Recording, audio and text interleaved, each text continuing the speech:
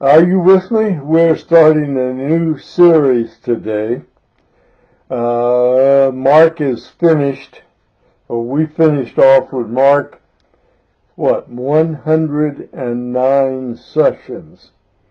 108 plus an introductory session. Well, today's going to be an introductory session too, but I'm calling it session number 1. It's going to be a new adventure for me, I know. Hopefully for each of you it'll be something new, something that you haven't really thought about or studied before. We're going to enter into not only an adventure, some will say this adventure is going to take us to a funeral. Well, some of you may know where we're going. That's okay. It just means you've thought about some things and studied some things. The five-chapter book that I'm going to take us into, hopefully all the way through, is the book of Lamentations. I think it's probably seldom, if ever, on anyone's agenda for his to-do list, his to-study list. It's just simply not the thing you normally think about studying when you're going to take on another chapter. But that's exactly the reason that I've chosen for us to have a go about it. Most see the book as a downer, and in some ways it's a very stressful dirge. As a matter of fact, it's 5 stressful dirges. Each of the 5 chapters is, in fact, a specific kind of poem, Hebrew poem. And we're going to take a look at that, and we'll get started here one of these days on it. But this book also doesn't just act as a downer. It is a dirge, no doubt about that, but it's also a book of hope. Hope for those enmeshed in difficulties stemming from personal sin and disobedience.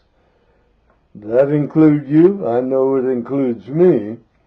A little sloppy at times in the obedience. Sin seems to come simply, easily, and quickly. So I know in my case, I'm looking to see what kind of hope Lamentations offers.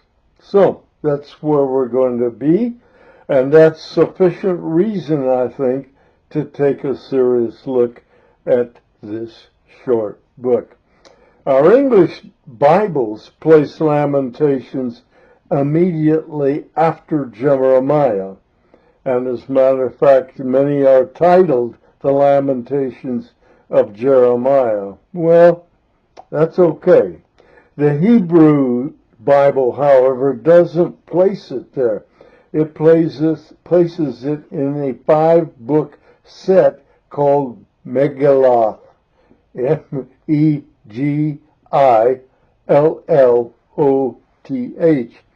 and it's the books of Ruth, Esther, Song of Songs, Song of Solomon if you prefer, Ecclesiastics, and Lamentations.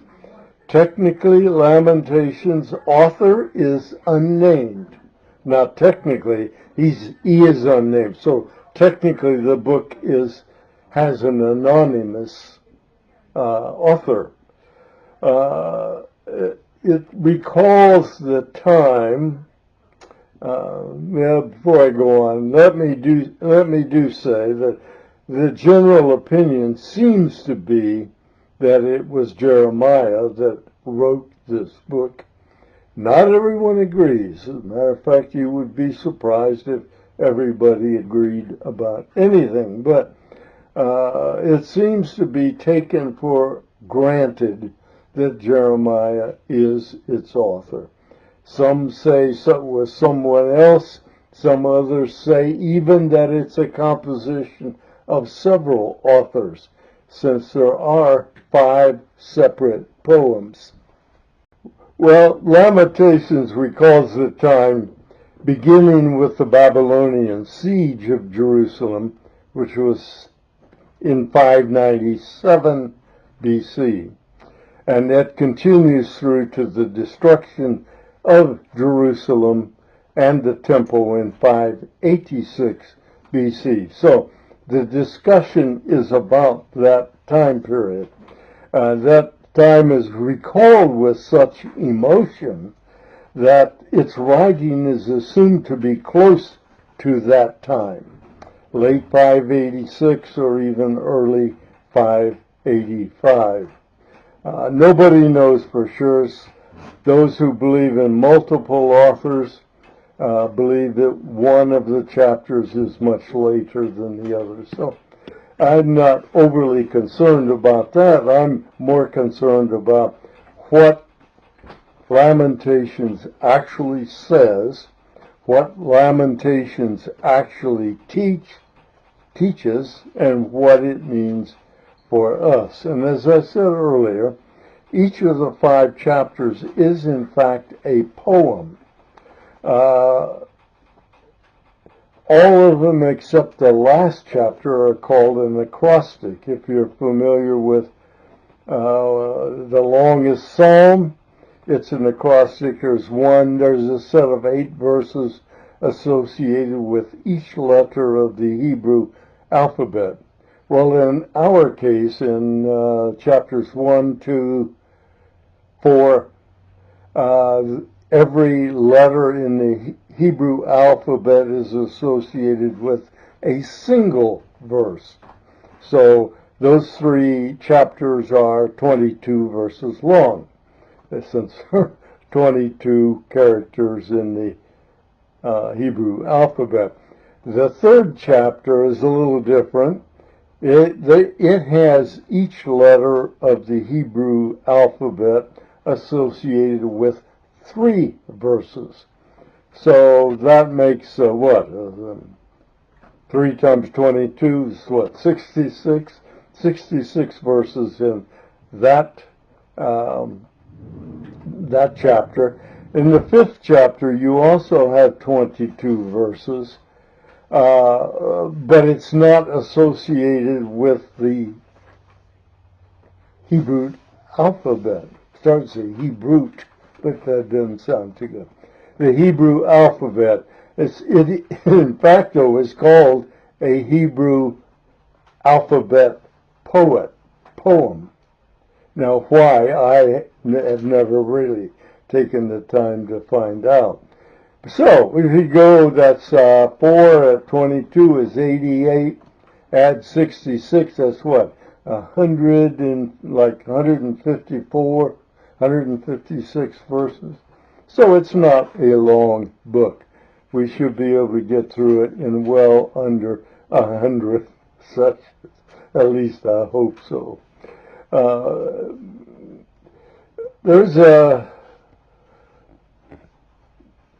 What's it about? Well, it's about a nation whose faith is slipping away. There's doubt. There's emotion of suffering. They're dealing with doubt. Their faith is slipping away. And so the question is, what do you do to prevent a loss of faith and in keeping your, what do I want to say? Keeping your trust in Yahweh. So it's actually going to end up getting us to that point. You're going to see this develop over several sessions. I would assume there may be as many as 15 sessions, plus this one, which is just an introduction. So maybe 16 sessions. Because I think it's fair that probably it's going to take like 3 sessions for each chapter. So we'll look and we'll see. There's a sense as well, besides this loss of faith in God because of what's happening, things are blowing up. They're supposed to be the elect nation. And people are laughing at them. They're victors. The people that, the Babylonians in this case, are making fun of them, saying, where's your God now? Yeah, so they're putting up with all of that. But they're also trying to reconcile all the political turmoil and the personal suffering amidst the evil with God's attributes of justice and fairness, and to include the fact that they're going to come to the proper conclusion that God is behind all of this turmoil, all of this evil. As a matter of fact, you want a brief introduction to why they might think that way, you ought to read the little book of Habakkuk. Because Habakkuk was looking around at Judah, and he's seeing the terrible sets of things going on in Judah. Supposedly God's elect nation, but they're so far from God that he can't believe it. And he goes to God and he says, Lord, I know who you are. I know what you're like. I know you can't stand all of this that I'm seeing in our nation. But I can't make up my mind. How can you stand there and do nothing? And well, God gave him a bit of a lesson. He said, you're looking in the wrong places. You're looking to a narrow spectrum. And if you looked around other places, you would see me moving. And I'm going to tell you, Habakkuk, what I'm going to do, but you ain't gonna like it. And he goes on to tell how he is raising up the Babylonians to take Israel to disciplinary punishment. And you're right. Habakkuk couldn't believe that he would take the worst nation in the region and use them to slap Judah upside the head and get it to repent and come back to the Lord. But God said, that's exactly what I'm going to do. And that sets a frame for how the people of Jerusalem in particular, Judah in total, how they're feeling. They don't understand, or they have not been able to make the connection between God's various attributes that permit him to use any nation, any time, with any level of evil they bring to discipline his own people. There's somewhere in Scripture I'd have to look it up one of these days. I'm probably going to need it Sunday, actually, but as a verse that says that judgment begins in the house of Yahweh. That's where we are, folks. So this could be very descriptive of something we could face. So, let me tell you a few more things. I've already told you about the so-called acrostics, where one verse is given in order for each of the, or one Hebrew letter is assigned to each segment of a book all the way through. And so each chapter, 1, 2, 3, and 4 are of that nature. Chapter 5 is a bit different. So as I mentioned, all of the chapters have 22 verses, except for number 3, which has 66 verses.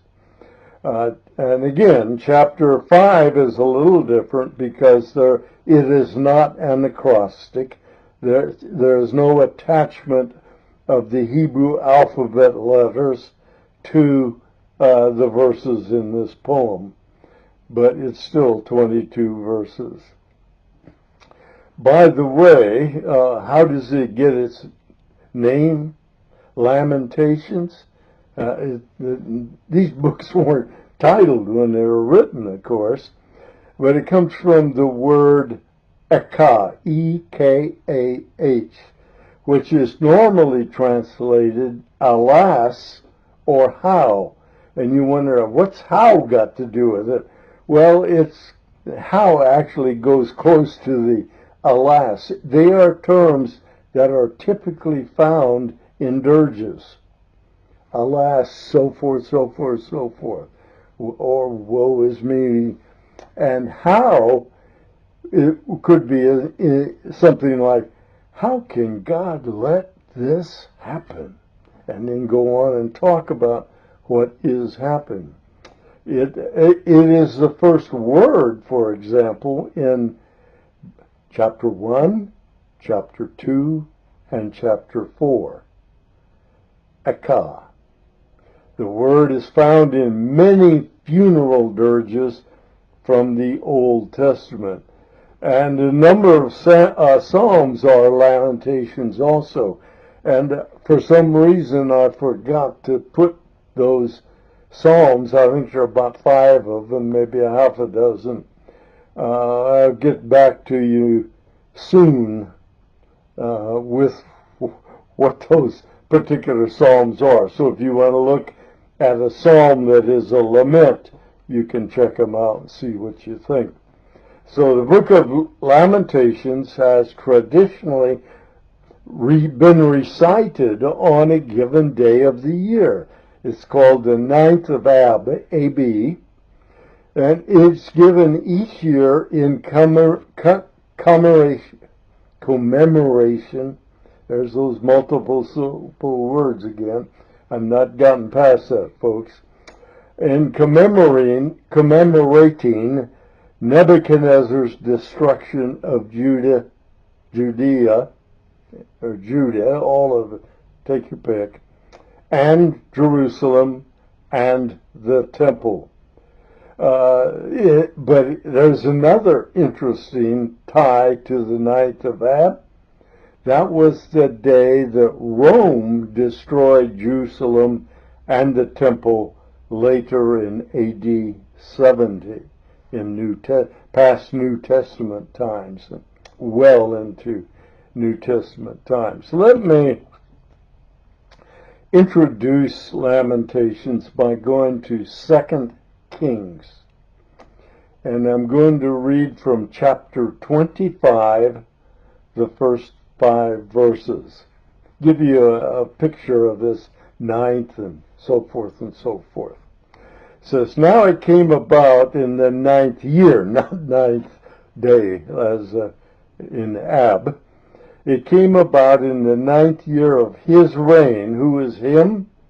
Zedekiah.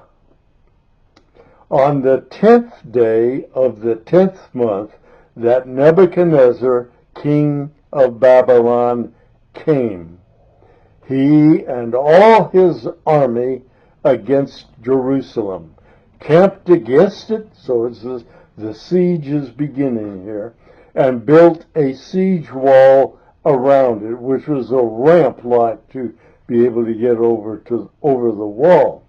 Verse 2, so the city was under siege until the 11th year of King Zedekiah. So that's from what? The 9th year to the 11th year. So it's about 2 years of being under siege by the Roman Babylonian army. Get the right army going here. And then it goes in on verse 3 says, on the 9th day of the 4th month, that's Ab, the famine was so severe in the city that there was no food for the people of the land. That's going to come into play during Lamentations, by the way. The question is, where did they get their food? You don't want to know yet. Then the city was broken into, so the gates and the walls were breached, and all the men of war fled. This is the Jewish men, although they were not called Jews yet. They were all the Israelites, all the men of Judah, all the men of war from Judah fled by night by the way of the gate between the two walls beside the king's garden. Though the Chaldeans were all around the city, they still managed to get out, and they went by way of the Arabah, which would be south and the east. So it went out past the Dead Sea, probably. Verse 5, but the army of the Chaldeans pursued the king, and that's Zedekiah, and overtook him in the plains of Jericho. So they took off south and east, and they caught him around Jericho, and all his army was scattered from him. So they caught Zedekiah, but they didn't get all the people in the army that fled. So here's the city now. Where's its army? Gone into the desert. The English version have taken Ekah from alas or how, and it's been translated all the way to Lamentations because Ekah is found in many laments. So that's how Lamentations got its name. Earlier Hebrew names included, and I'm translating to English, loud cries. That was the title of Lamentations under the Hebrews for a while. The title Lamentations also connects us to Jeremiah 7:29, which makes a number of other connections with Lamentations. Jeremiah 7:29. Cut off your hair and cast it away, and take up a lamentation on the bare heights. This is God's instruction to Jeremiah. For Yahweh has rejected and forsaken this generation of his wrath. So Yahweh told Jeremiah, shave your head off, baby. Get rid of the hair. Show that you're in mourning for this generation, which is going to be a generation receiving my wrath, receiving my judgment, receiving my discipline, whatever term you want to use there.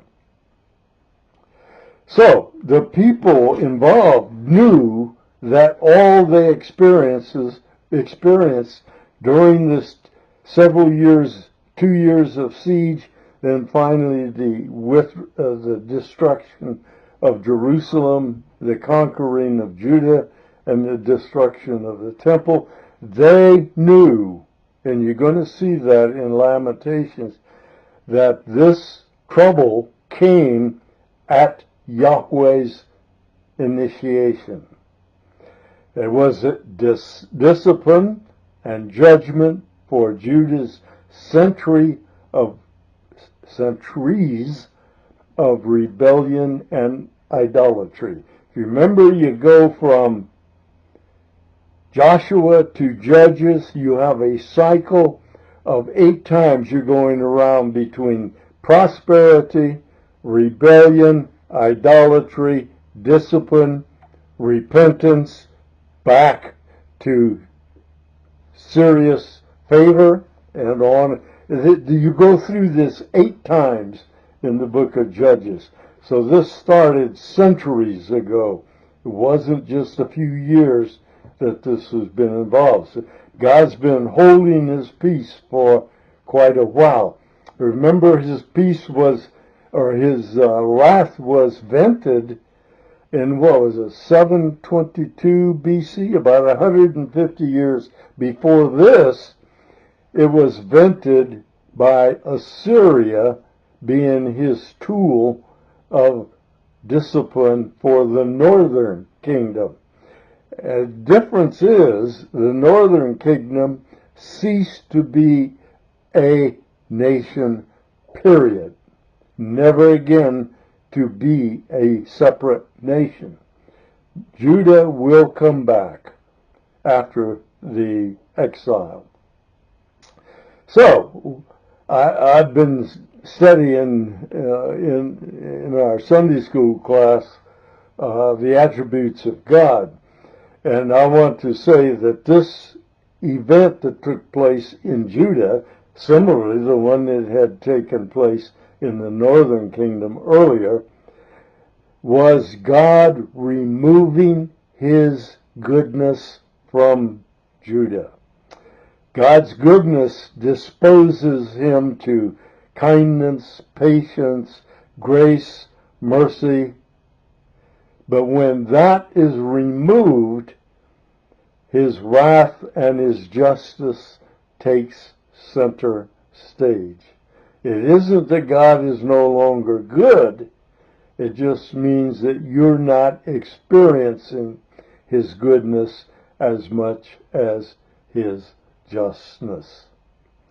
His justice takes center stage. To their sufferings because of the siege and the destruction of the city and the destruction of the temple, to this was added the difficulty in reconciling all of how that could take place at God's direction and match it with his attributes of love and fairness or justice. So that's going to be part of what we see people wrestling with, or maybe the poet wrestling with. We'll see that. And we'll get a quick introduction next time. The people there knew that they were personally responsible for all the turmoil, the death and suffering brought or initiated by Yahweh, and all of this destruction of the city and the temple, we're going to also say they couldn't figure out how God, who is loving and both loving and just or fair, how he can permit this to happen to them, because it was over years that this took place, from 597 BC to 585 BC. So that's what, about 12 years they were under siege or war or exile before the 70-year exile. They knew that they were responsible because it was God's response to their irresponsible behavior toward him. Now there's another item of interest with connection to this lamentation. Remember, Jeremiah was told about a lament. Well, it turns out that it was a lamentation by Jeremiah for King Josiah, who was one of the good guys.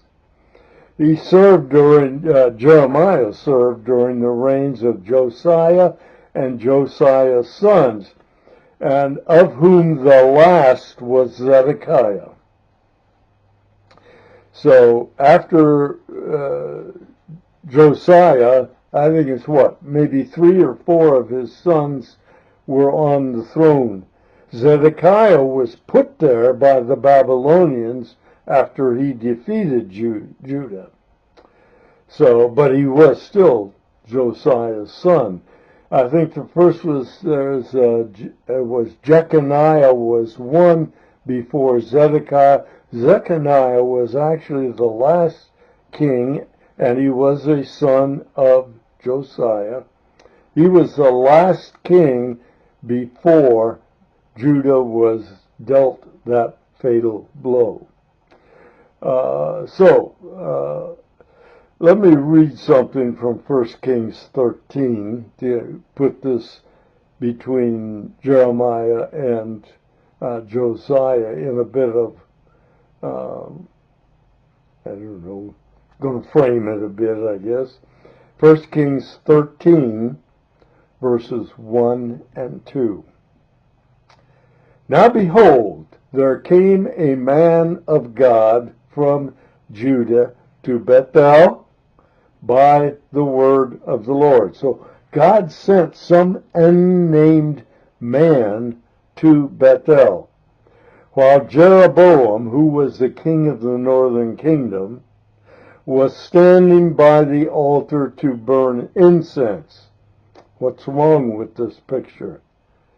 Well, kings were not priests. He was not, or should not have been, burning incense. But here he was. Verse 2, and he cried against the altar by the word of the Lord. This is the guy that Yahweh sent to Bethel. And here's what he cried. O altar, altar, thus says Yahweh, behold, a son shall be born to the house of David, Josiah by name, and on you he shall sacrifice the priests of the high places. So Josiah is going to sacrifice, kill, wipe out priests of the high places, priests of Baal or other Molech, whoever's there. He's going to go after the priests of idols, who burn incense on you, speaking to the altar actually, and human bones shall be burned on you. So all of these idols for altars for idols will be defiled. And Josiah is going to start a reformation process. He won't get completely through it, but he followed what God said. He was one of the good guys. And let's see that in 2 Kings 21. I'm going to read a number of verses from 21:25 through 22:2. Now the rest of the acts of Ammon, which he did, are they not written in the books of the Chronicles of the kings of Judah? Ammon was not a good king. Verse 26, and he was buried in his grave in the garden of Uzzah, and Josiah, his son, became king in his place. So during Jeremiah's reign, Josiah becomes the king, and he's a good one. 22:1. Josiah was 8 years old when he became king. Some argue and said that should be 18, but there's some doubt about that too. Verse 2, and he did right in the sight of the Lord, and walked in all the way of his father David. He wasn't David's son, but he was a descendant from David. Nor did he turn aside to the right or to the left, which is one of the things about Isaiah. He talks about straight ahead, not to the right, not to the left. So, whichever way you're seeing that. And I want to go and jump a bit about Josiah's reform movement away from idolaters. So I'm going to move to 2 Kings 23, verses 19 through 24. Half a dozen verses here. And Josiah also removed all the houses of the high places, and that always refers to idols, which were in the cities of Samaria. So he started there. Remember, Samaria, most of the Jews had been taken out of Samaria, exiled to other places, and then foreigners, gringos, Gentiles were brought in, which the kings of Israel, the northern kingdom, had made provoking the Lord. So these high places were ticking off Yahweh. No surprise there, right? And he, Yahweh, did to them just as he had done in Bethel. And all the priests of the high places who were there, he slaughtered. This is laying the responsibility on Josiah. He slaughtered on the altars and burned human bones on them. Then he returned to Jerusalem. So all the idol altars, particularly in Samaria, were defiled by the work of Josiah. So they were shut down as well. Then the king commanded all the people, saying, Celebrate the Passover to the Lord your God, as it is written in this book of the covenant. Surely such a Passover had not been celebrated from the days of the judges who judged Israel, nor in all the days of the kings of Israel, the northern kingdom, and of the kings of Judah. So ever since the days of the judges, there never had been a proper celebration of the Passover until Josiah came along and said, we're going to do this. Verse 23, but in the 18th year of King Josiah, that'd make him what? Aged 26?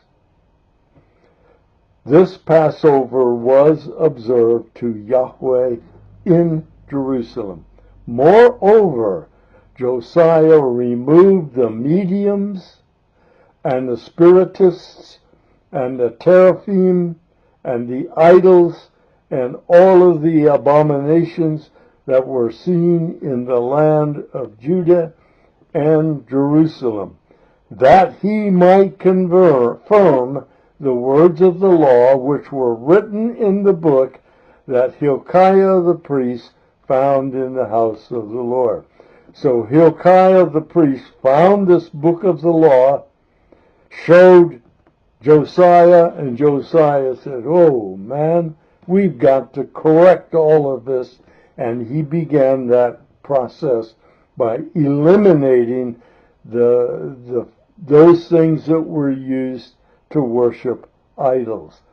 But Josiah made a mistake later in life, and he paid the price. It wasn't something spiritual. He made another kind of mistake. And I'm moving now to 2 Kings 23, verses 28 through 30, at least the first part of 30. Now the rest of the acts of Josiah and all that he did, are they not written in the book of the Chronicles of the kings of Judah? Verse 29. In his day, and here's where Josiah made a bit of a mistake. In his days, Pharaoh Necho, king of Egypt, went up to the king of Assyria to the river Euphrates, and King Josiah went to meet him. And this is, of course, to meet him in war. And when Pharaoh Necho saw him, he killed him at Megiddo. Now, evidently, Necho was going to Assyria to form some kind of alliance against the rising Babylonians. But Josiah went out there to stop Necho of Egypt to going through his land. But he ended up dead. In verse 30 now it says, and his servants drove his body in the chariot from Megiddo, which is south and east, and brought him to Jerusalem and buried him in his own tomb. So that led to Josiah's sons becoming king during the time that Jeremiah was prophesying. I'm going to also read now a verse from 2 Chronicles 35:25. Then, that's after Josiah's death, Jeremiah chanted a lament for Josiah. This is some people use this to indicate that that Jeremiah also wrote Lamentations, because here, see, he's writing a lament for Josiah. And it says, and all the male and female singers speak about Josiah in their lamentations to this day.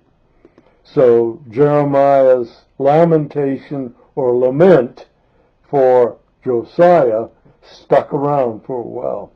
And they made them an ordinance in Israel. Behold, they are also written in the Lamentations. So somewhere there's a general book of Lamentations. Is it the book we're talking about? We don't have any reason to believe that it is. There's some other collection of Lamentations somewhere. So, Lamentations, however, even though we talked about it being dark in some respects, a downer in some respects, it's going to end with a sense of victory. Over what?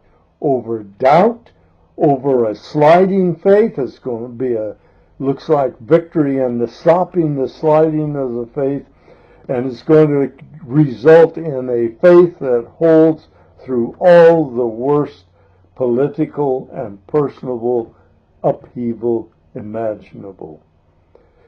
Again, there are 5 significant messages for us in our day scattered through these 5 poems and dirges.